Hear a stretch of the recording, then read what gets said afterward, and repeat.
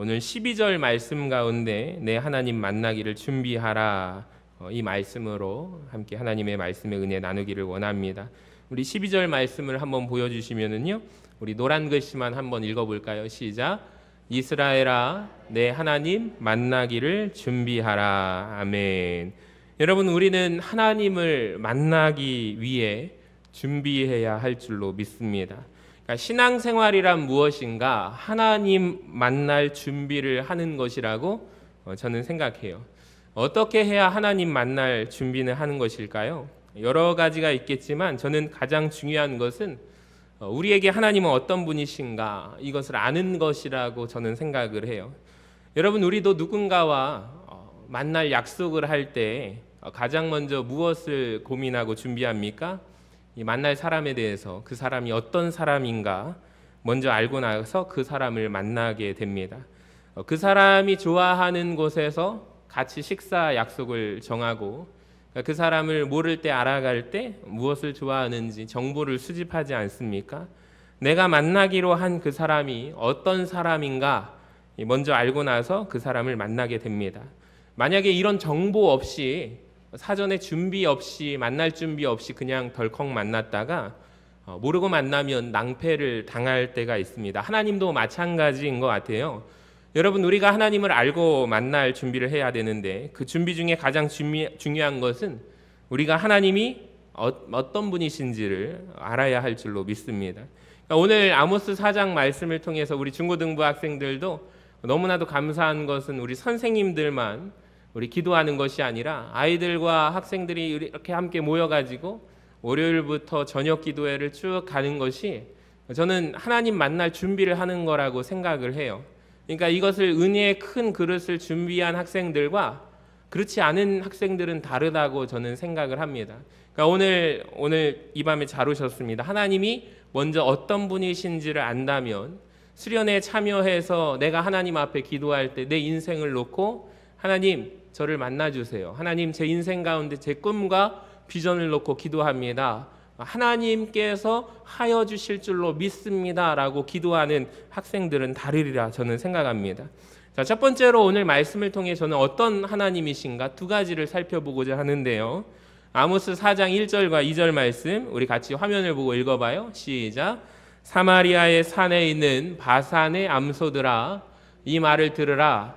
너희는 힘없는 자를 학대하며 가난한 자를 압제하며 가장에게 이르기를 술을 가져다가 우리로 마시게 하라 하는도다.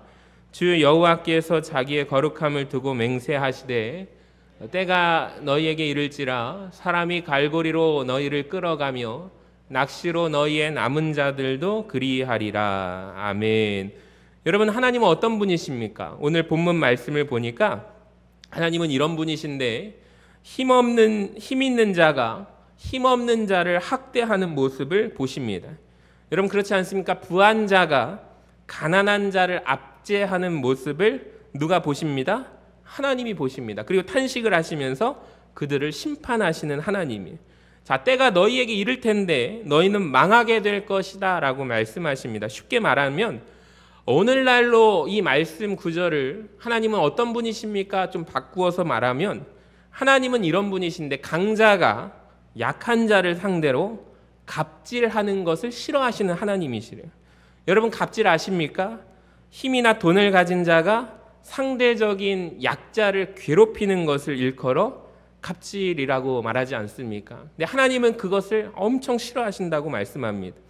여러분, 이 사회가 오늘날 얼마나 갑질이 횡행하는지 아십니까? 뉴스를 보니까 예전에 이런 사건 사례가 있었어요. 이 군대에서 장성 부부가 공관병에게 함부로 대했다고 하지 않습니까? 또 이런 사례도 있습니다. 교수님이 대학원생 조교를 함부로 부려먹는다고 하죠. 직장 상사가 신입 사원을 함부로 대하는 것은 우리가 다 익히 알고 있는 사실입니다. 특별히 한국의 많은 이주 노동자들에게 함부로 대하는 대한민국의 사장들이 참 많다고 하죠. 여러분, 그 모든 것을 오늘 아모스 4장 1절이 선포하는 죄라는 것을 우리가 기억할 수 있기를 원합니다.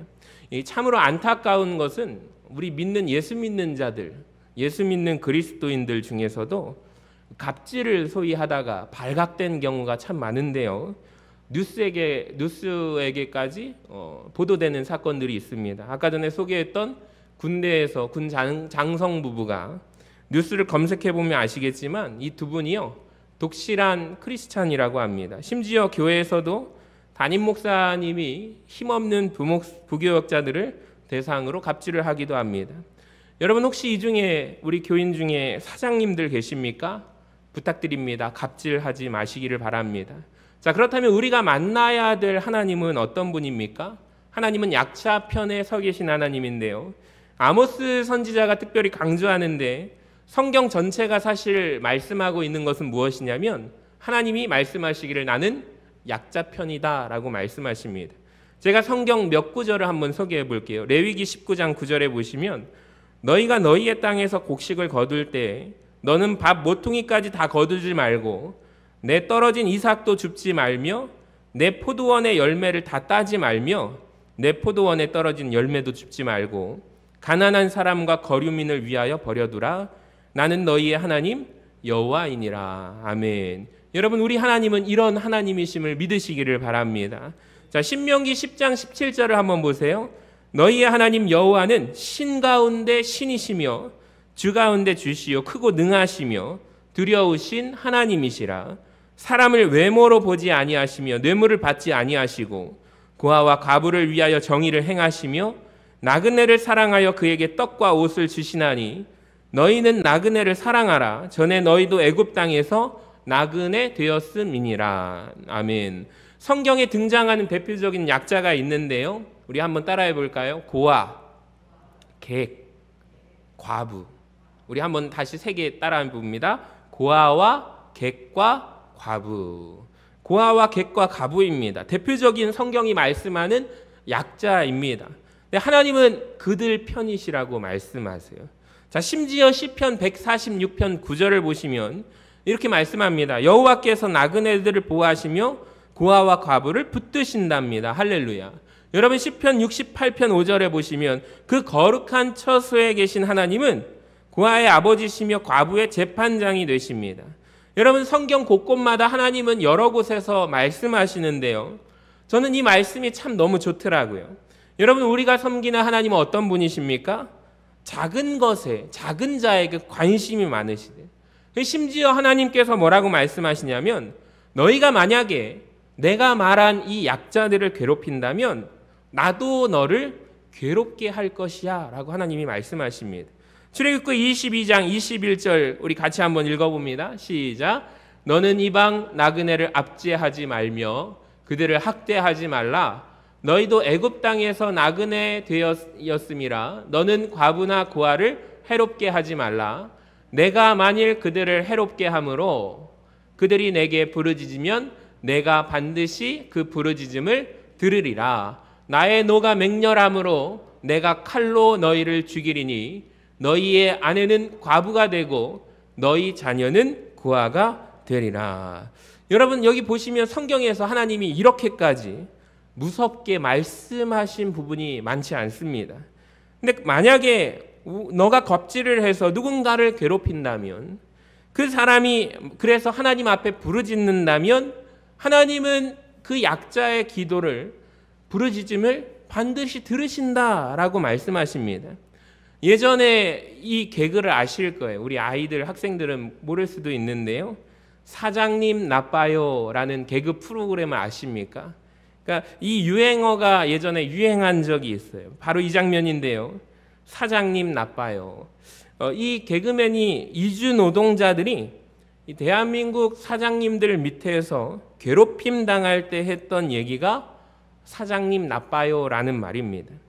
저는 하나님이 사장님 나빠요라고 말하는 그 이주 노동자들의 부르짖음을 반드시 들으셨다고 믿습니다. 이 공관병들 아까 전에 두 장성 밑에서 괴롭힘을 당할 때 하나님 저 장군과 저 장군 사모님 어떻게 좀 해주시면 좋겠어요? 이렇게 기도했는지도 모릅니다. 그리고 하나님은 그걸 들으신다고 약속하십니다. 사장님이 진짜 계신다면 오늘 말씀을 통해서 정말 기억해야 할 것은 잘 해주셔야 됩니다. 직원들이 만약에 하나님 우리를 괴롭히는 저 사장 좀 망하게 해주세요. 그렇게 하면 누가 들으신다고요? 하나님이 들으신다라는 거예요. 여러분 이 말씀을 한번 반대로 뒤집어서 생각해 볼까요? 자, 하나님은 약자의 기도를 잘 들으신다고 말씀하셨습니다. 만약에 이 말씀을 바꾸어서 생각해 보면 만약에 연약한 자가 이런 기도를 한다면 하나님이 이 기도를 반드시 응답하실 거래요. 하나님 우리를 선대하는 저 사장님 정말로 축복해 주세요.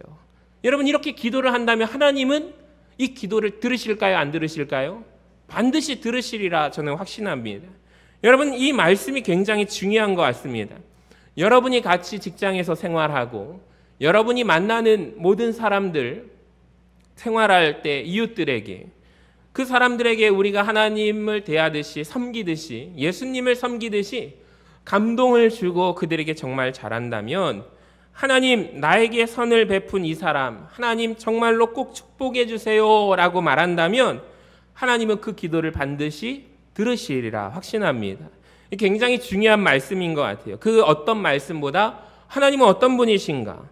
약자의 편에 서신 하나님, 약자의 기도를 들으시는 하나님을 기억하시기를 바랍니다. 여러분 우리가 믿는 하나님은 이런 분이시라는 것을 꼭 기억할 수 있으면 좋겠습니다. 자, 두 번째 오늘 본문을 통해서 하나님은 어떤 분이십니까?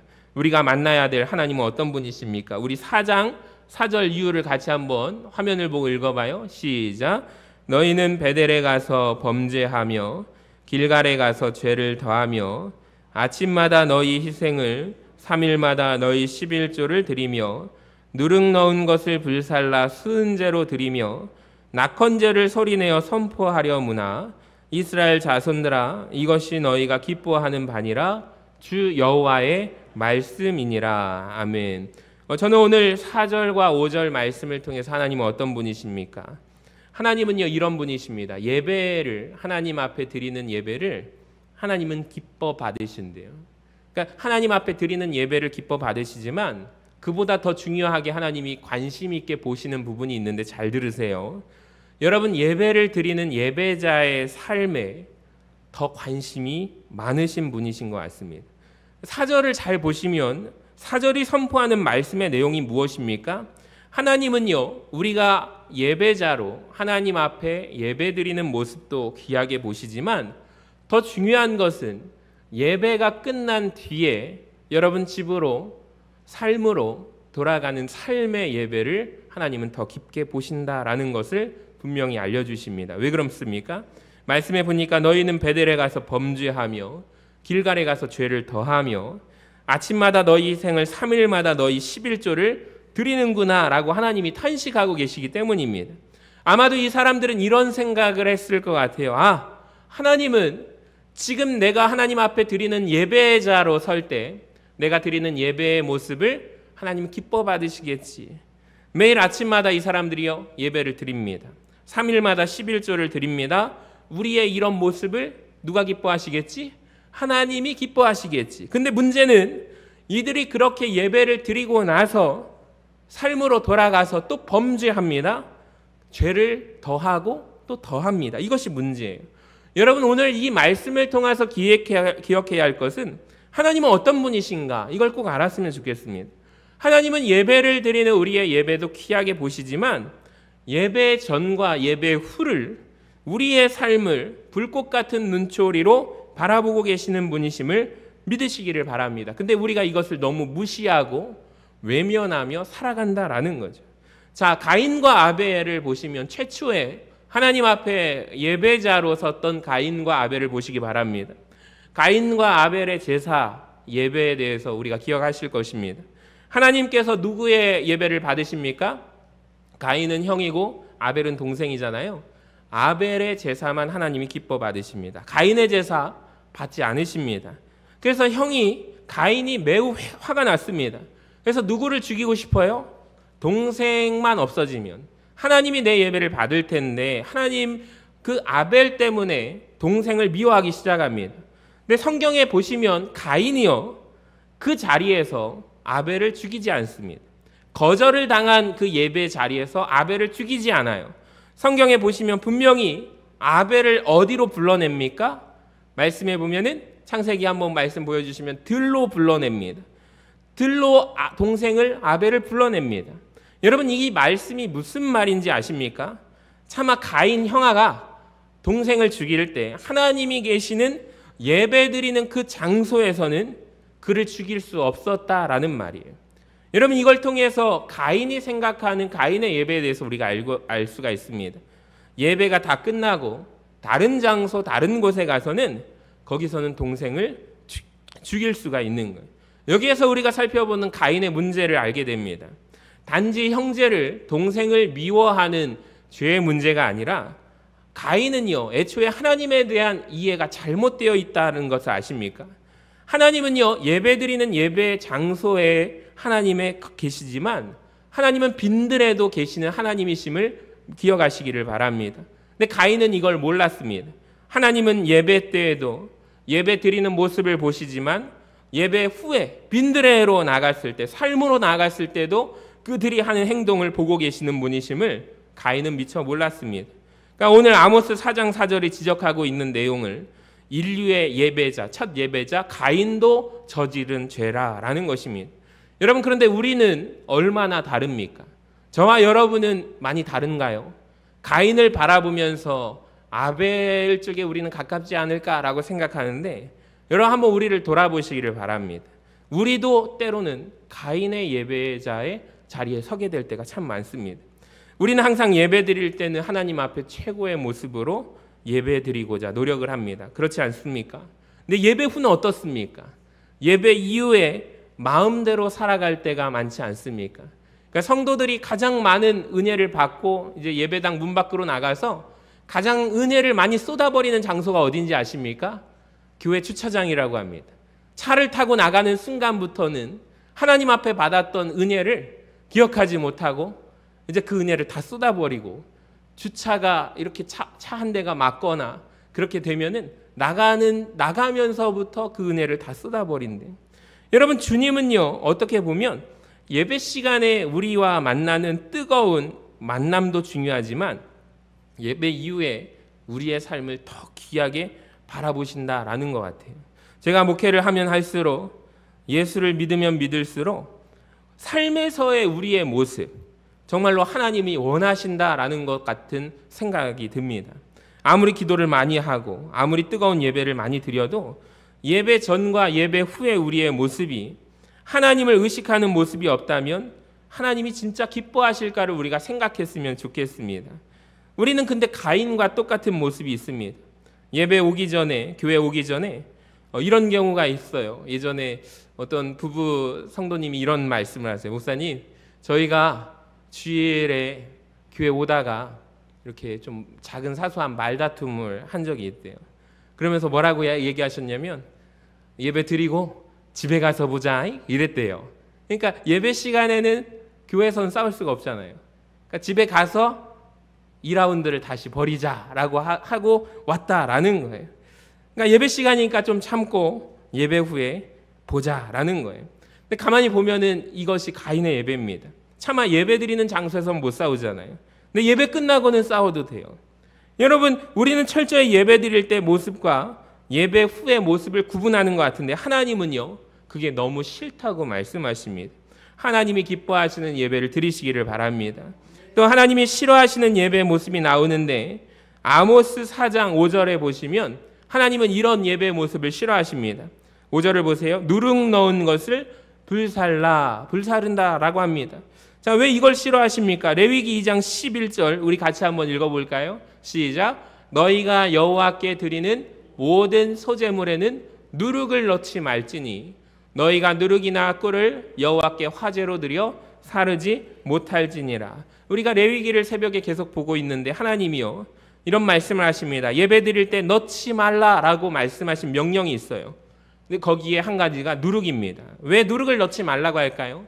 누룩은 실제보다 더 부풀게 만드는 것이 누룩입니다. 하나님이 누룩 넣은 예배 드리지 말라라고 말씀하십니다.